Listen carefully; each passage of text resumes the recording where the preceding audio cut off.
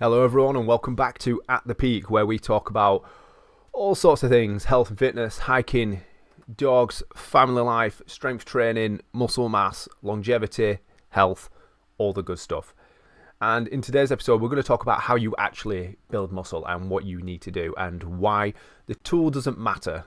You know, what you're using doesn't matter, whether it's a machine, a barbell, a dumbbell, a kettlebell, a band. The tool doesn't actually matter. The most important factor in all of this is the stimulus that's placed. So let's talk about, people say to build muscle mass you need to have a rep range, sort of 8 to 12 reps, this many sets and stuff like that. Now you could do, the rep ranges are sort of there to give us a guide and a quantifiable number of what we're doing and how we can increase it for progressive overload at another time. It's just a really good way to monitor what we're doing and what you think is happening. But let me tell you the problem with this, right? If I do 3 sets of 8 reps with a weight that's far too light, has that done anything? No. It's done nothing. Apart from just me moving my arms, it's done nothing. It's done absolutely nothing. But if I do 1 set of 5 reps that was quite intense, is that going to do more or less? It's going to do more because of the intensity and the stimulus placed upon it. So like I said, the body doesn't care about the tool, it cares about the stimulus. It cares about the resistance that is placed upon it. And the key thing that you guys need to remember whenever you're training is that the determining factor of whether or not you're actually going to target a muscle or do something to increase a stimulus that's providing a stimulus is by how many reps in reserve you've got left. All that means is you just need to take it to failure. If you're doing 10 squats and you find it quite easy by the next of it, that's not enough. You need to be sort of getting to like the last 3 reps where you're thinking, I don't think I can actually get 3 more reps out. I'm going to caffle. You need to push through because that's your brain is weaker than your body. You need to push through and do them extra 3 reps because them 3 reps are the only reps in them sets that are probably going to matter and create stimulus. So what's happening is your brain's saying, yeah, we can't do this, we're going to collapse. But your body needs to do these 3 reps, right? You do these 3 reps, your body's going to say, Jesus Christ, we've done 3 more reps. We're going to have to do something. We're going to have to adapt. That were really hard. The body is just taking an absolute stress. We found that really difficult. Your body's going to send signals to your muscles and everything else in your CNS and everything else and say, right, we've got to get stronger because he's wanting to do this. He's pushing himself. You are sending a signal to your body saying, we are doing more. This is what we're doing. It's going to start getting stronger. It's going to start adapt to it. So next time you're going to be able to do them 10 reps quite easily. You're going to have to like up the weight slightly or do more reps or more sets. The only determining factor is not the number. It's not necessarily the number that's going to be the driving factor. It's going to be how much stimulus is placed upon the muscle. Okay, so you need to be taking it to near failure no matter what you're doing, whether you're squatting, pressing, shoulder pressing, deadlifting. The determining factor is how close to failure you get, and closer to failure is what's going to be the driving factor of what increases your muscles and your strength, because you're asking your body to adapt to a brand new stimulus. Okay, and so what needs to follow that? So say you've done your squats, you've done a couple of sets, you've taken them to failure, you know, you were unsure if you were going to get them last few reps out, but you've pushed yourself to do it. What's happened there is that you've created a load of little micro tears and you've created a connection between your muscle and brain and body, and it's all connecting and it's all signaling that you've got little micro tears in your quads and everything else. So you're going to go away, you're going to eat like 30 grams of protein or 40 grams of protein or whatever. You're going to demolish that food down, and then it's just going to go, all the amino acids are going to get broken down. That's exactly what happens, by the way.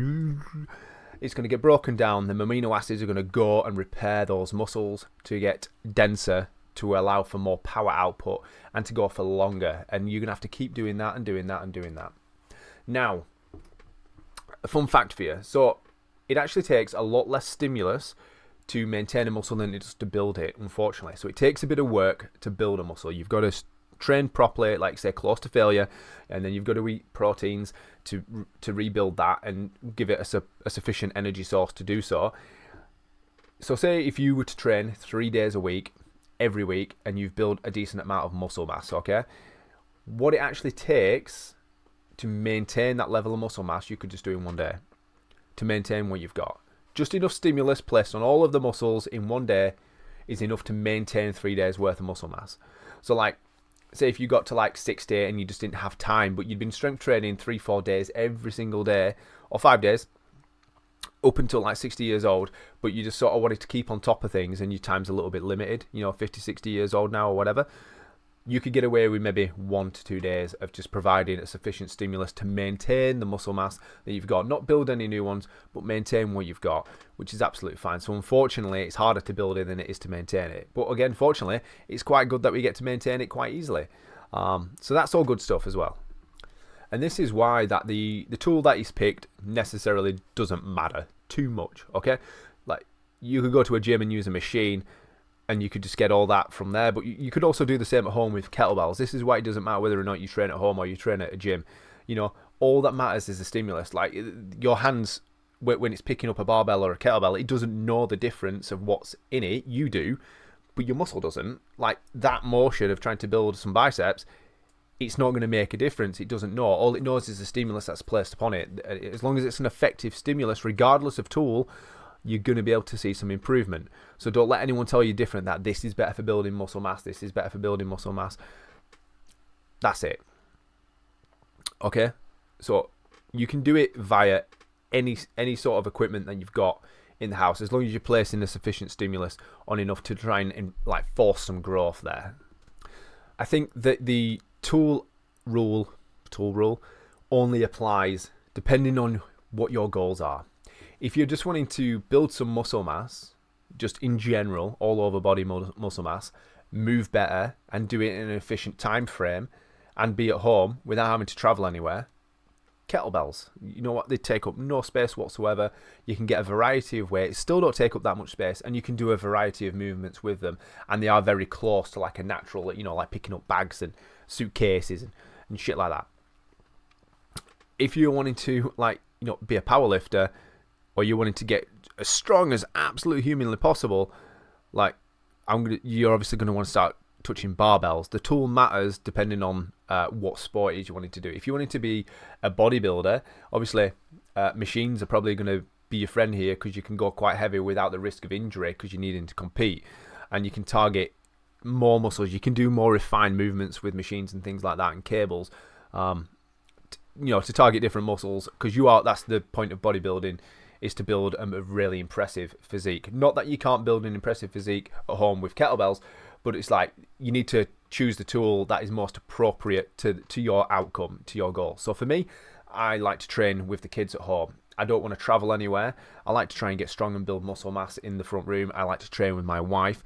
I also do it very early in the morning. Kettlebells are just a natural win for me, and you can go quite heavy and things like that. But so the tool doesn't matter as long as the stimulus is applied, and the body will react to that stimulus that has been given to it for it to grow and adapt. The tool only matters depending on your actual goals. So like, if your goal isn't to move better and you just want to be as strong as possible and lift as much weight, go get yourself a barbell in a gym and practice, stick some big 20s on.